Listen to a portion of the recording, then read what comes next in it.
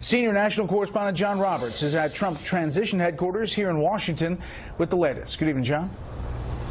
Brad, good evening to you. The president-elect marked Martin Luther King Day by inviting to Trump Tower MLK's oldest son, MLK III, Martin Luther King III, for a meeting. And the meeting, the purpose of which was twofold. First of all, to honor the legacy of King's father and to serve as a counterpoint to a buzzsaw of criticism that Trump has run into over his feud with civil rights icon John Lewis. The president-elect rode with Martin Luther King III to the lobby for a very public handshake and farewell. But under a barrage of questions about his feud with Congressman John Lewis, Trump retreated to the elevator and disappeared. Lewis set off a war of words on Friday by suggesting Trump's win was not legitimate. I don't see this president-elect as a legitimate president. I think the Russians participated in helping this man get elected. Trump responded by tweeting that Lewis, quote, should spend more time on fixing and helping his district, which is in horrible shape and falling apart. And that Lewis, who was severely beaten by police during the March on Selma, is, quote, all talk, talk, talk, no action or results. Trump's number two defended his boss, insisting he has the right to respond to an attack, and that Lewis was wrong to say what he did. For someone to use his stature, to use terms like this is not a legitimate president, it's just deeply disappointing to me, and I hope he reconsiders it. Alveda King, Martin Luther King's niece, says Lewis could make better use of his energy than attacking. I believe that Congressman Lewis can actually help America by working with the president. And the war of words with the intelligence community got fresh fuel. On Fox News Sunday, outgoing CIA Director John Brennan taking several shots at the president-elect. What I do find outrageous is equating an intelligence community with Nazi Germany. I do take great umbrage at that.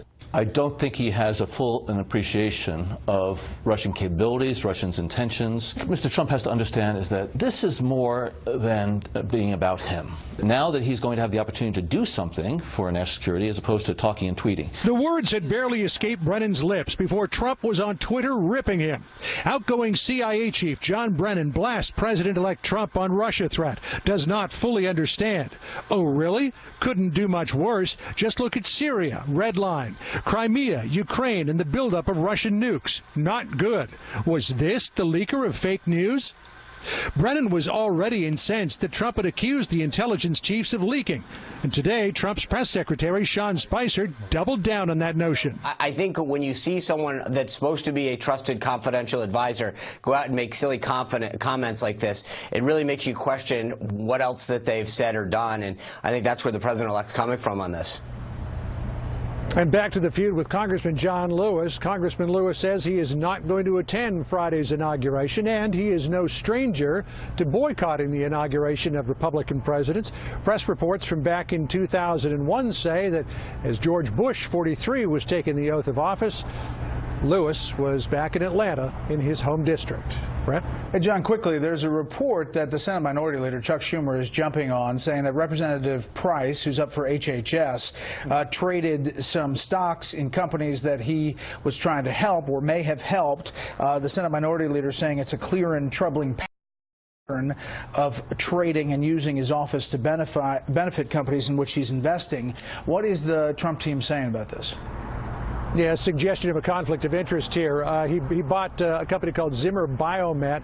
That happened just shortly before he introduced a bill, along with Democrats, that could potentially benefit biotech companies like that. The Trump transition today is saying there was absolutely nothing to this story, sending me a statement saying, quote, any effort to connect the introduction of Dr. Price's legislation, co-sponsored with Democrats, to a campaign contribution, which he also received from Zimmer Biomet, is demonstrably false. Dr. Price is fully complying with the recommendations put forth by the Office of Government Ethics and taking aim again at one of their favorite targets. Quote, this is more junk reporting by CNN. Brett? Essentially saying the stocks are being controlled by an outside third party. Exactly. He's saying that this was a broker-directed account, that Congressman Price did not pick and choose what he was putting in his portfolio. Okay, John, we'll follow it. Thank you. California currently leads the nation in the number of congressional no-shows for Friday's swearing-in. National correspondent William Lajeunesse